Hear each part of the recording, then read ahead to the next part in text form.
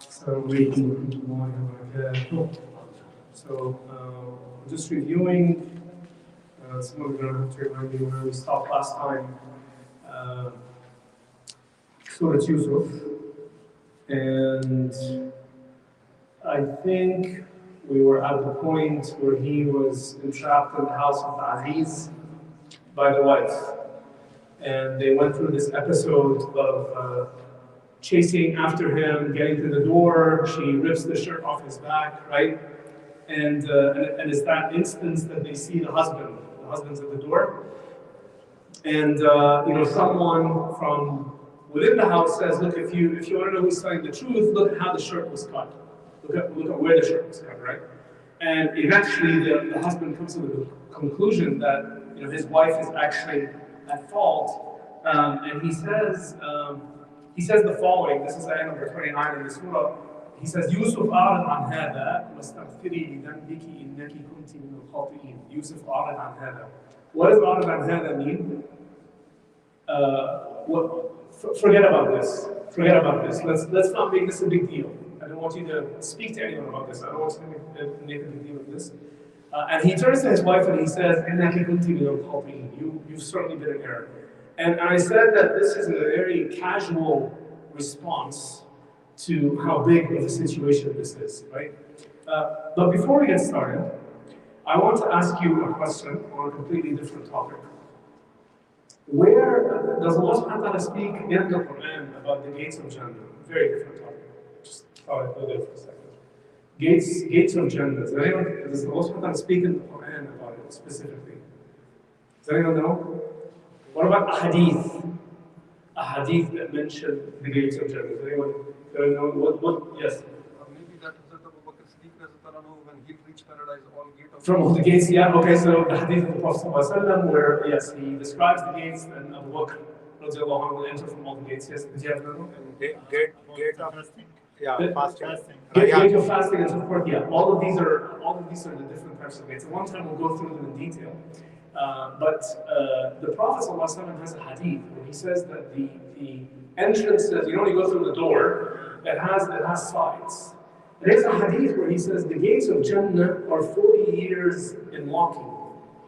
And between one side to the other side of the gate, right? But Allah subhanahu wa ta'ala in the Quran, he says the following. He says, this is at the end of Surah Al-Zumar, and we'll do this one time in detail, inshallah, we'll talk about the Day of Judgment. But he says the following, actually in Surah Al-Zumar, I'm sorry, he says, جَنَّاتِ عَدْنٍ مُفَتَّحَةً لَهُمُ الْأَبْوَابُ. He says they will enter Jannah, and Allah subhanahu wa ta'ala, inshallah, make us all enter Jannah. مُفَتَّحَةً لَهُمُ الْأَبْوَابُ. What is مُفَتَّحَة in Arabic? It comes from the Arabic verb fataha, or iftah, which means what? To open. What is مُفَتَّحَةً لَهُمُ الْأَبْوَابُ? مُفَتَّحَة. So there's a very accurate description of how things look when inshallah we're going into Jannah. So let me explain, because the other expression is maftuha, which means it has been opened.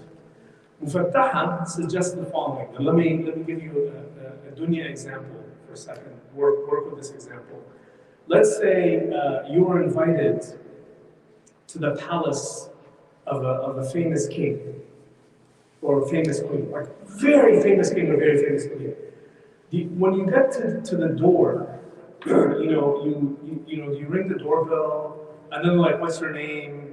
I've never heard of you before. Why are you here? Like, it doesn't work that way. Like, if someone gets invited to the White House, let's pretend for a second, they have a list of who's coming. They know who's coming, and they go, oh, okay, this guy here, Brother Muhammad, he's showing up at 6 p.m. This is his ID. Here's what he looks like, and they're expecting you. Like, the security's expecting you, and they let you in, right? Mufattaha suggests that the doors are not just open of Jannah. They're held open for the believers. They're held open by who? They're held open by the angels. They're like, we're expecting you. You don't have to knock. You don't have to go to the gates of Jannah and knock. They're like, we're expecting you tonight. We're expecting you to come in. In fact, right?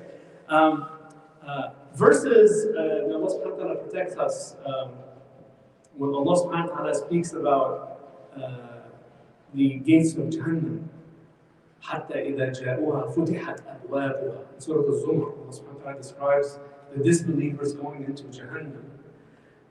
It's a different form of the verb. It's a different form of the verb. فتحت أبوابها, which would suggest that the gates of Jahannam, even on the day of judgment, are actually closed.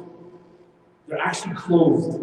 And then the disbelievers are basically pushed into the, when they see it, they don't want to go. They're pushed into the direction of Jahannam. And Zumara means in groups. So Allah subhanahu wa ta'ala on the last page of the surah describes two types of groups, the believing groups and the disbelieving groups, right? And subhanAllah, people line up. And the brother was saying, Rayyan and so forth, they line up by their deeds. Which is the deed that most leads you to Jannah? They're like, you've been upgraded to first class. Come here, you've been fasting. Oh, look, you've been fasting in Seattle. Come through this gate. Special gate. Seattle is very long. You're going to go through, oh, you've been praying lots of night. You're going to go through this door, the door of people that prayed a lot at night, right? And when they're pushed into this gate of Jahannam, the gate opens. Now, it doesn't open this way, it opens this way. How do we know that? Because in Surah Tabarak, Allah subhanahu wa ta'ala says, Saradiquha. Saradiq suggests a door that opens from the top, not a door that opens from the side.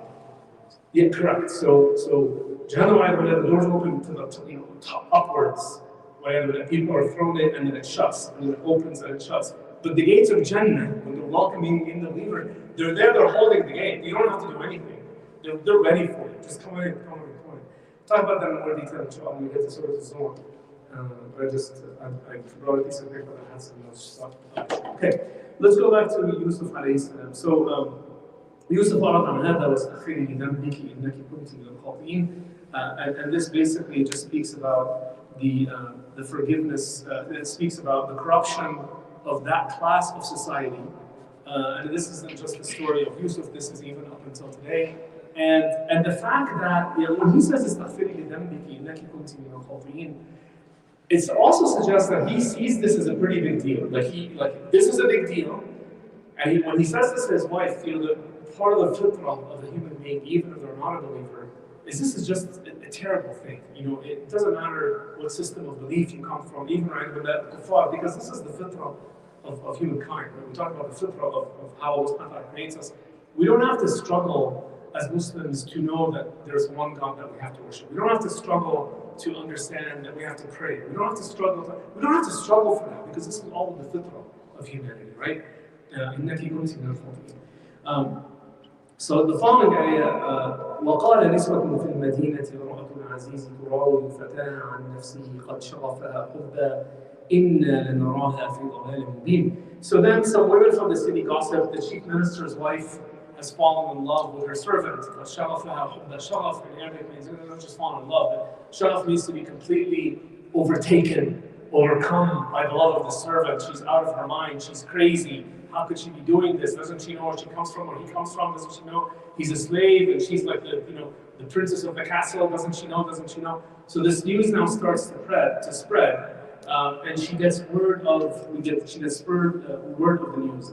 And I don't know if I said this or not last time, but Islam puts this type of gossip in three different categories. One is called ghaiba, one is called namima, and one is called buhtan.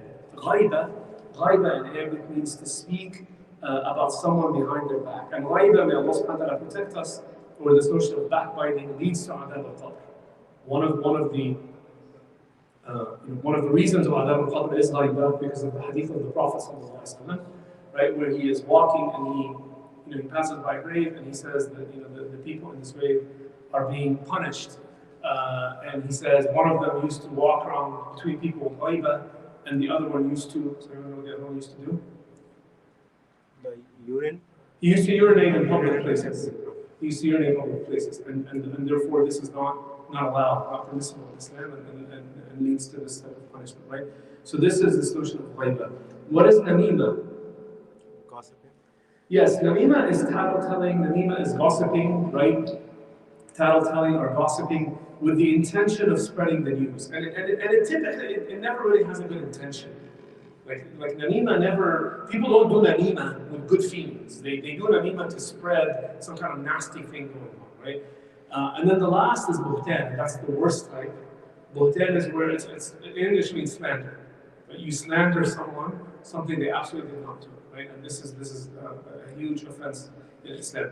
And if we just frame this perspective of what just happened, how does that translate into modern day things that we do and see all the time? A really big thing for us in the 21st century. Social media. This was their version of social media. Like when you think of social media, what does social media do? Instagram, Facebook, Twitter, what's another, TikTok? What do they actually do?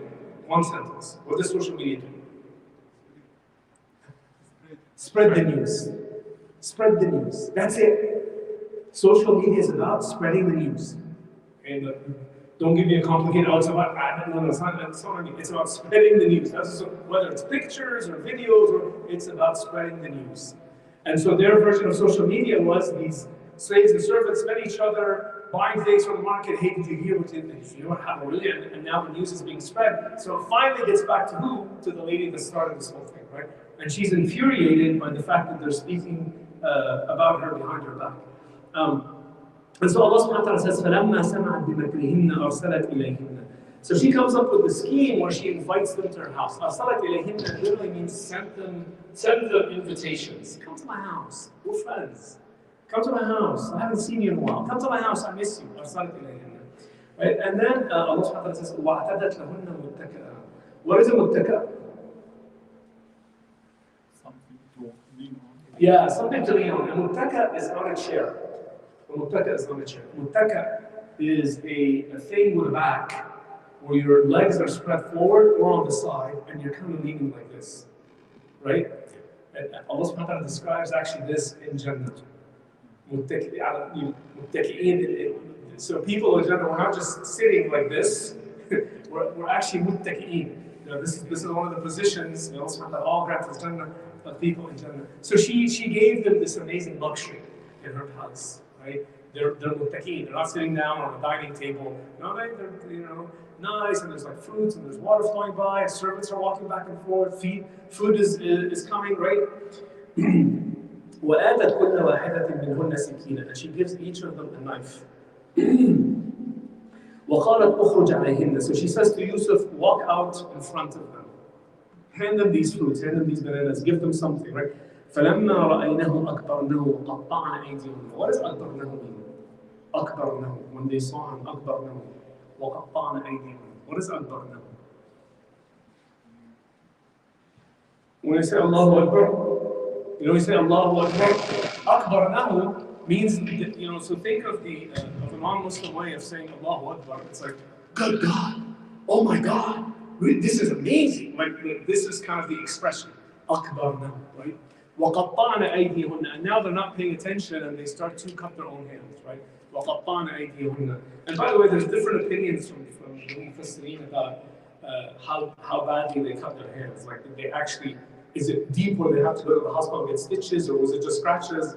Not the point. The point is they hurt themselves because they were so distracted by the beauty of Yusuf a.s.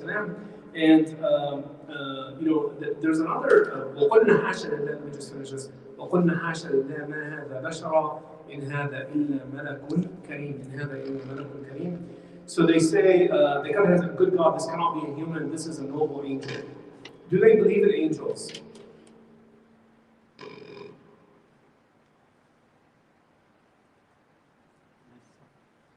Sorry? They did believe in angels? You think they believe in angels? Because she's saying. I don't know, they say this is a great angel. Yeah. So even throughout the ages,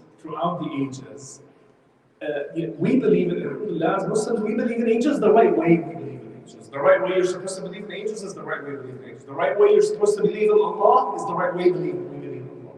In the same way that people have wrong perceptions of angels, have wrong perceptions of Allah, have wrong perceptions of Akhirah. They have wrong perceptions. I was speaking one time, a long time, when I was in the university to a Christian friend, and we started to talk about religion, and I asked him about the Day of Judgment. He says, no. Good Christians, I still remember what he said, don't really go through that. They don't really go through that. He says, so a flying saucer comes and beams them up into space, and they're safe from those. So everyone has their perception. Everyone has their own concept. So they had heard about angels. Now, whether or not it was right or wrong, it's a different thing. But they kind of knew that these angels are supposed to be magnificent, beautiful beings, and that's not how they imagine Yusuf when they see him. They say Yusuf AS. قالت فذلكن الذي لمتنني فيه ولقد راودته عن نفسي. By the way, there's another important point to call here, and this is one of the lessons of one of the important lessons of the surah, is that in Islam, part of what we go through the surah Yusuf, or these women, were these women married? Yes. These women are married. These women are all married. But yet they see him and they become very attracted to him.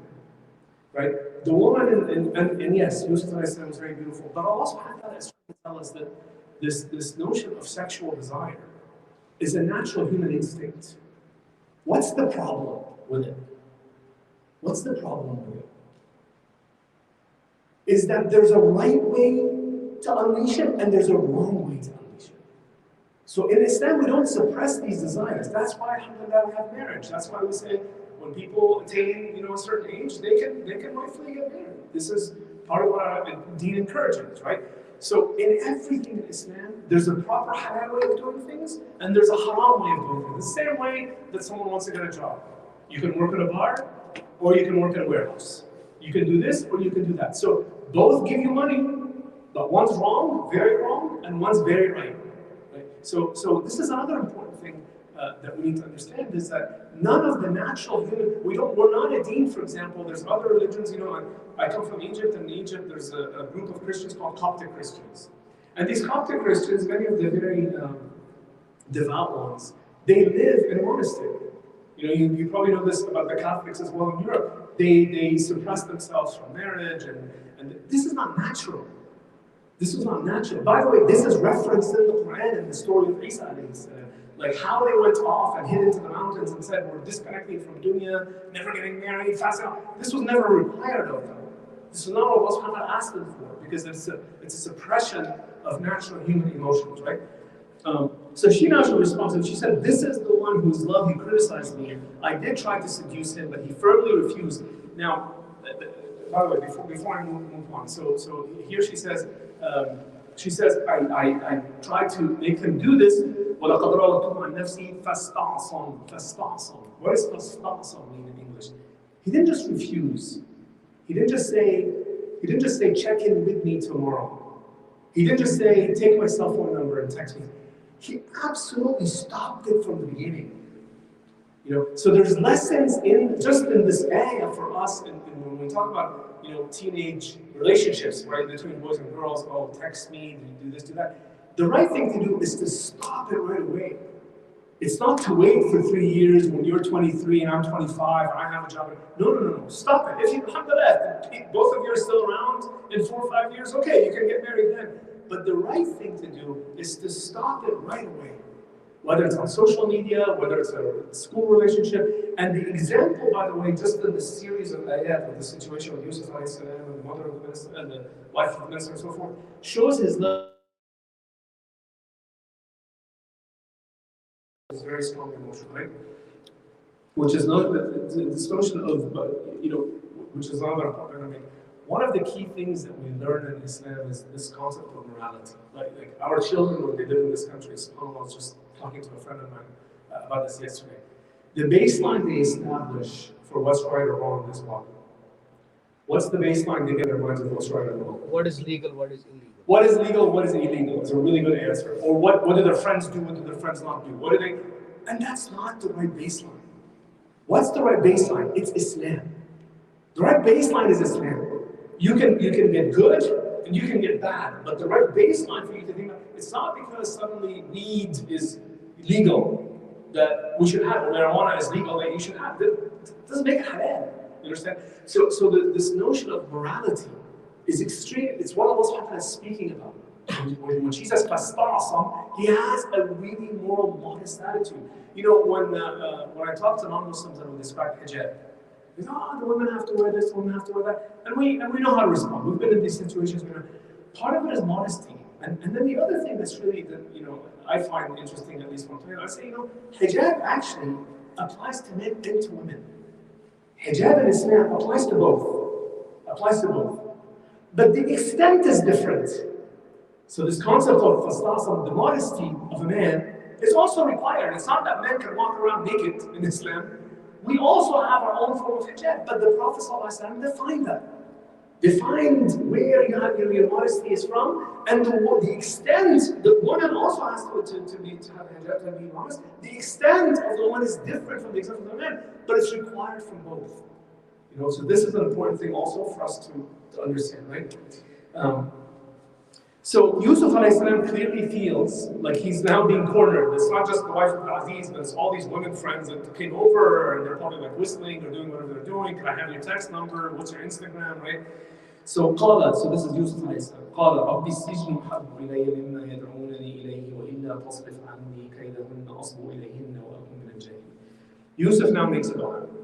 So after they've gone, he feels like he's worried. He makes a dua to Allah subhanahu wa ta'ala. He says, Ya Allah, my Lord, I would rather be in jail, because she kept threatening him in jail. Remember when she sees her husband, she says, well, hey, what are you going to do with this guy? Well, either beat him up or put him in jail, right? So he actually makes a dua to Allah subhanahu wa ta'ala to put him in jail. If the way he's going to get away from them, put me in jail, right? Put me in jail. وَإِلَّا تَصْرِفْ عَنِّي كَيْدَهُنَّ أَصْبُ إِلَيْهِنَّ وَأَكُنْ مِنَ الْجَاهِلِينَ. And he says something amazing. He says, I'm concerned that if I don't go to jail, I'm actually going to end up falling for them. أَصْبُ إِلَيْهِنَّ means falling for them, right? وَأَكُنْ مِنَ الْجَاهِلِينَ. He says, and be from amongst the ignorant people. Why does he call this jahilin? Why does he say jahilin? Why doesn't he say kafirin? Why doesn't he say fasiqeen? Why does he say jahilin? What is jahilin? Ignorant. Ignorant. Why? Why does he say that? In jahiliyyah times, because they don't know what is better. They don't know what is better, and he knows what is right. He knows what is right. So there's different levels of knowledge. He's now teaching us just through this ayah. Part of jahl is you know the right thing to do, but what you do the wrong thing. Even us as Muslims, right? Just think of us as Muslims, right? How many of our children sometimes they know the right thing to do. I'm going to do this. You're actually being from the jahilin because you know the right thing to do, right? فاستجاب له ربه فصرف عنه كيدهن إنه هو السميع العليم. So Allah responded to him, turning their cunning away from him. Surely He is the all-hearing, all-knowing. Allah subhanahu wa ta'ala saves him. Now you know how I say in the surah, but in all the Quran actually, Allah subhanahu wa ta'ala, remember the example I gave weeks ago, I said, think of this as the Star Wars movie, the thing flashing on the top of the screen, this is what's happening in the movie, and then the camera zooms in, and you see the conversation with Yaqub and Yusuf, and you see all the events, and well, and this, and he goes to Egypt sold as a slave, and then it bubbles back up and it has now more headlines. We're now in a headline situation. You understand? So this ayah is a headlines ayah. So Allah subhanahu wa ta'ala is telling us, okay, now let me just bring you back up to what's going on. So Allah subhanahu wa ta'ala says the following. ثم بدا لهم من بعد ما رأوا الآيات ليسجننه حتى حين. So Allah subhanahu wa ta'ala says, this is now the headline. You understand the situation going on. There's the wife of the minister, they're trying to dumb it down. Now there's these women involved, it's out on social media. And all the evidences that they had pointed to his innocence. All the evidence, the shirt, the manners, all of these things pointed to his innocence. When you have someone that you know that has grown up with you or has been your friend for years, and someone accuses them of something, and you know it's not in their character, how do you respond? How do you respond? What do you say? They couldn't have done it. They couldn't have done it. That wasn't them. Right? The Prophet ﷺ, when he was in Mecca, what did they call him? Before he came to Islam, what's the thing they called him right after that? You're a liar. You're a sorcerer. You're crazy. The jinn come and mess with your head, right? But they knew the fact was something. So this is a similar situation with Yusuf a.s. Even though they knew that all the evidence was that he was innocent, 100% innocent, they said, you know what? We just want this thing to go away. We just want this thing to go away. We're going to put him in prison for a few years. Everyone's going to forget about it. No one's going to remember anything. When he comes out of prison, the king will have changed, this will have gone, this will have changed, no one's going to remember. Social media will be wiped out. That's the attitude that they take. Put him in prison, he's a slave anyway, just get rid of him, we'll find another slave, move on, okay? So this is what Allah is telling us in this area. So now we're going to go to the prison part. He's now in prison. You saw I said he goes to prison. So Allah subhanahu wa ta'ala says, ayah number 36. ودخل معه السجن فتيان. قال أحدهما إني أراني أعصر خمرا وقال الآخر إني أراني أحمل فوق رأسي خبزا تأكل الطير منه نبئنا بتأويله إنا نراك من المحسنين. So two other prisoners or two other servants went to jail with Yusuf. They were sharing the same cell. One of them says to him, I dreamt I was pressing wine. The other said, I dreamt I was carrying some bread on my head from which birds were eating. Then both said, tell us their interpretation, for we surely see you as one of the good doers. Why does this happen? Why do they ask him? Like, do you usually do that? Do you go to your school, sit down in front of someone in the lunch cafeteria and say, hey, I had a dream yesterday, can you help me interpret? Why do they do that? Because they thought he was a good person. Thought he was a good person. Person of knowledge. Excellent. How do they get to that conclusion? Because that's how his character. This is his character. They see things they've done. Maybe they were in the club, in the cell, and they saw him get up to pray at night. Like, even when we as Muslims pray in front of non-Muslims, when we pray in front of Muslims, we know what we're doing. You don't have to explain anything. But if you're at work, or if you're at school, or if you're at university, and you get up and you pray, they know that this is a good thing. In their heart, now they may say stupid things, but they know in their hearts, like, this thing is human. This thing is really human. They're really worshiping something they believe in. They took the time to put their heads on the floor like that. This is an important thing. Inherently, they know. Within human emotions, they just know, right? And so, time after time after time, like, hey, we're going to ask these guys something. And maybe there was a situation where we interpreted something else for someone else. But they come to him and they're like, look, here's what we see about you. We have these dreams. Can you help us out?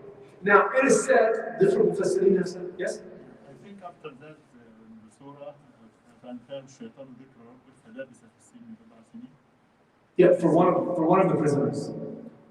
فأنساه الشيطان ذكر ربه means one of the prisoners. يعني واحد من المساجين, the one that comes out. No, not Prophet Yusuf. No, this is one of the prisoners. When he says, go and mention me and your master, who is this? This is the winemaker. He says, go and mention your master. فَأَنْسَاهُ الشَّيْطَانِ means the one that went to make the wine for the master, not Yusuf. Yeah. So now, okay, let me also back up for a second. They come and they ask about the dream interpretation. You know, when you're in a situation in this country, and someone says, brother, so-and-so, or non-Muslim person, right? Non-Muslim person, and they say, hey, I heard that when you go to Hajj, you throw stones at this one thing, and you go around this other big black thing, and you go around 7 times. Why do you do that? You know when you get these kinds of questions? What's the right thing to do when you get them? What's the right thing to do? Or they come to you and they say, hey, how come, man, like, all these people in Palestine are fighting, and there's this jihad? Like, what are ways to respond? Let me just kind of get some ideas. How do we respond to those? I gave you 2 scenarios. It's a hukum Allah. Hukum of Allah is one, okay? Definitely a great answer. Show the reason behind it, why we do. Show the reason behind it, why we do. Anyone else? Okay. What you guys said was perfect, but now Yusuf a.s. gives us a better way to do that. So the next few ayats are a lesson to us in da'wah. Because what do they come to ask him? They come to ask him, tell us about the interpretation of these dreams. Yusuf a.s. doesn't give them the answer until 3-4 ayat later, when he grounds them in what?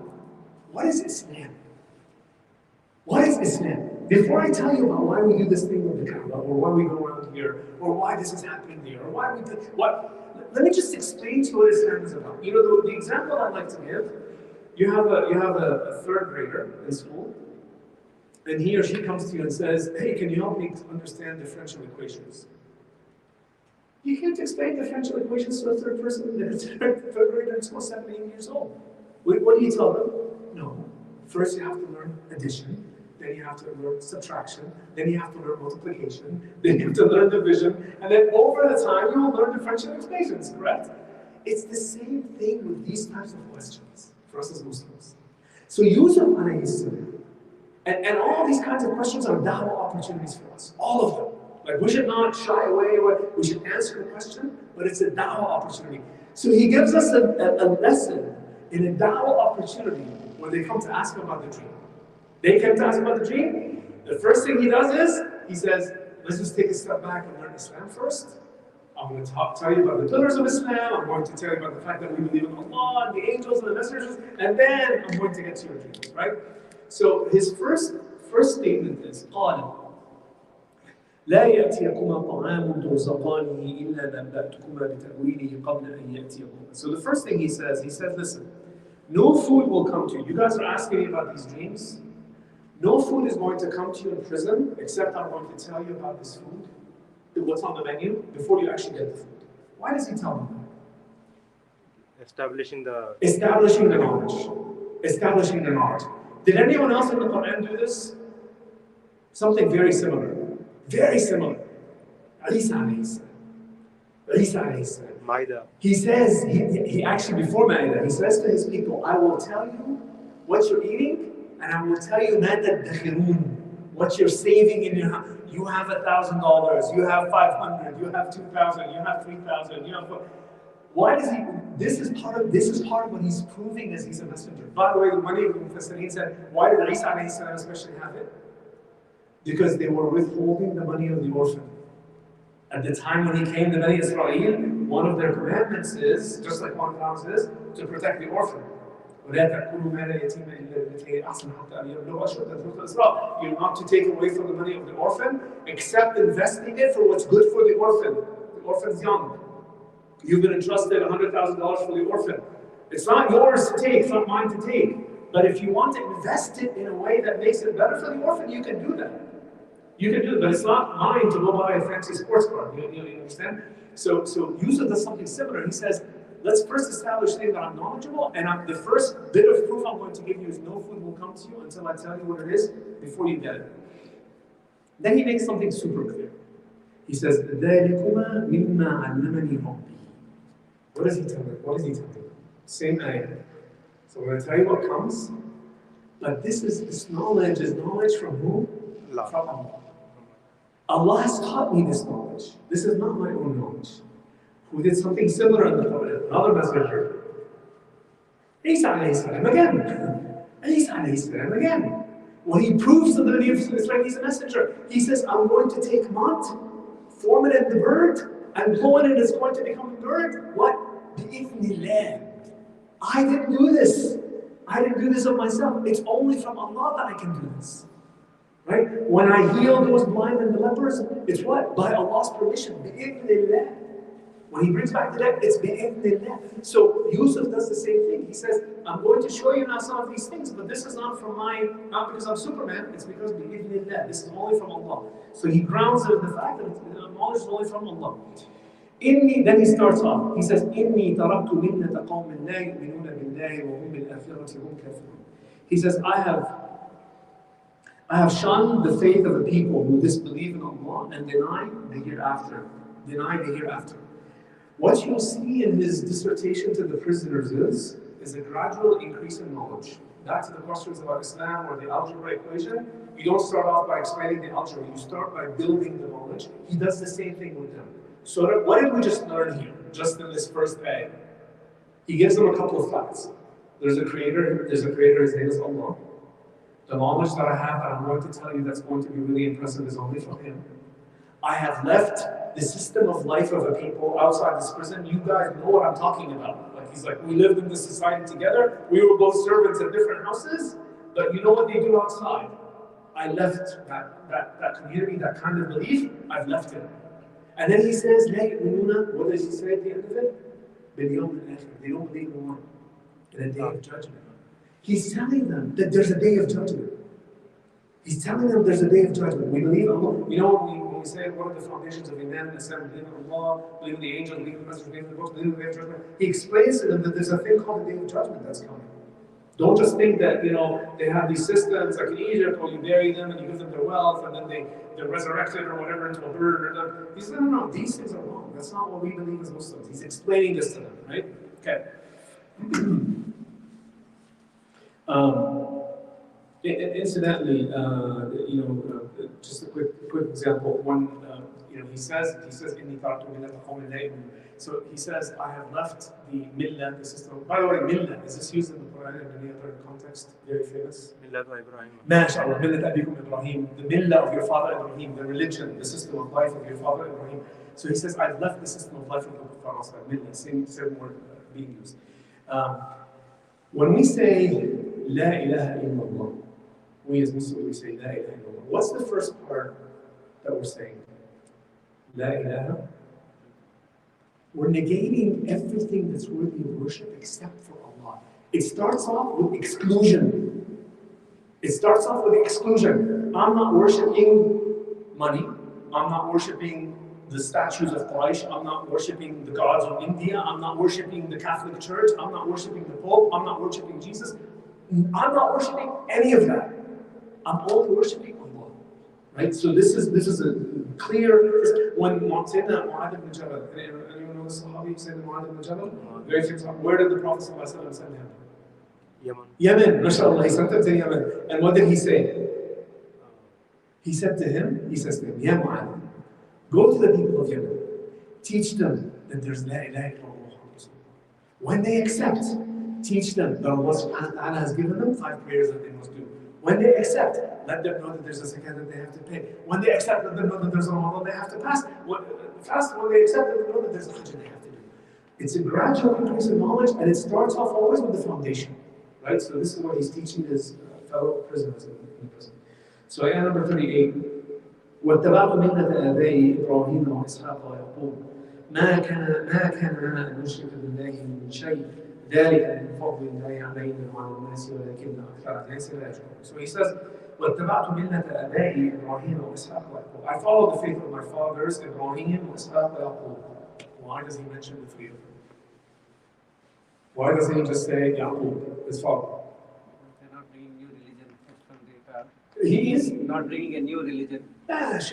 He's not bringing in a new religion. He's trying to tell them that their religion has always been the same.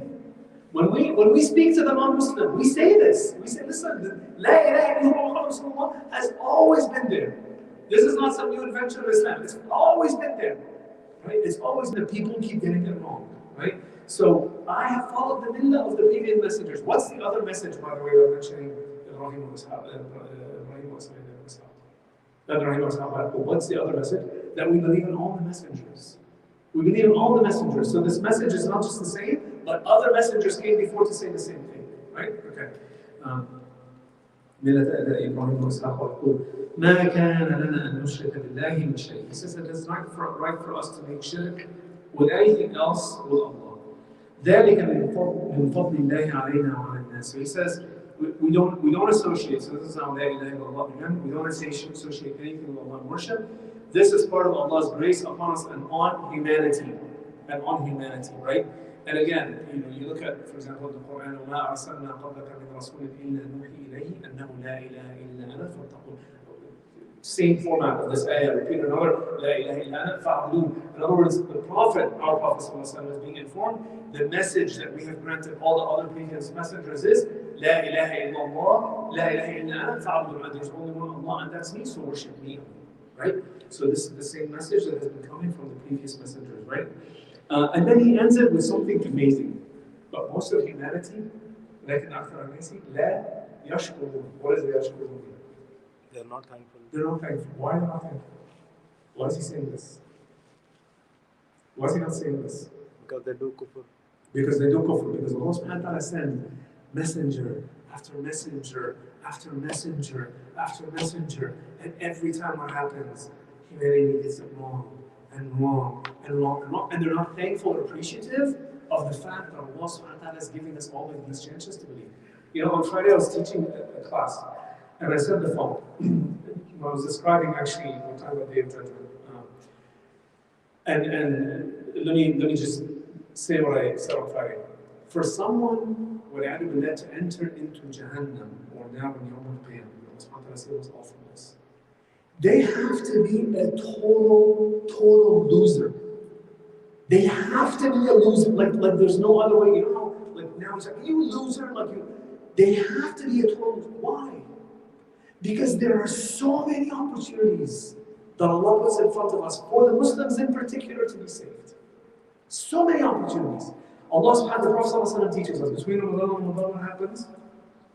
Sins are forgiven. Sins are forgiven, right? Between Jum'ah and Jum'ah, sins are forgiven. Right? Between these prayers, this is you have every year Laylatul Qadr. You can pray and you get 1,000 years worth of 1,000 months worth of worship, right? You can go to Hajj. The Prophet ﷺ has a hadith where he says, the reward of Hajj Mabrur, there is no reward for Hajj Mabrur except for Allah subhanahu wa ta'ala makes a person go to Jannah and wipes out the book. You know when you have a book and you've done bad things, it's recorded. When you make istighfar, what happens? It's crossed out, right? It's crossed out. But Hajj, what does it do? Wipes out the page completely. You don't even see the line being crossed. Right? So there's so many opportunities. The Prophet ﷺ says, "Taqul nar wala bishirk." You can have protection from hellfire with what? Half a date. Shirk tamra. Giving it to a poor person. So there's opportunity after opportunity after opportunity. But people are not thankful. People are not thankful. People are not appreciative. Right? Shall we stop here until next week? Yeah, inshallah? Okay. Let's make a dua, inshallah. اللهم اغفر لنا وارحمنا وانت خير الراحمين. ربنا ظلمنا انفسنا وان لم تغفر لنا وترحمنا لنكونن من الخاسرين. ربنا اتنا في الدنيا حسنه وفي الاخره حسنه وقنا عذاب النار. ربنا اصرف عنا عذاب جهنم ان عذابها كان غراما انها ساءت مستقرا ومقاما. واخر دعوانا الحمد لله رب العالمين. جزاكم الله خيرا.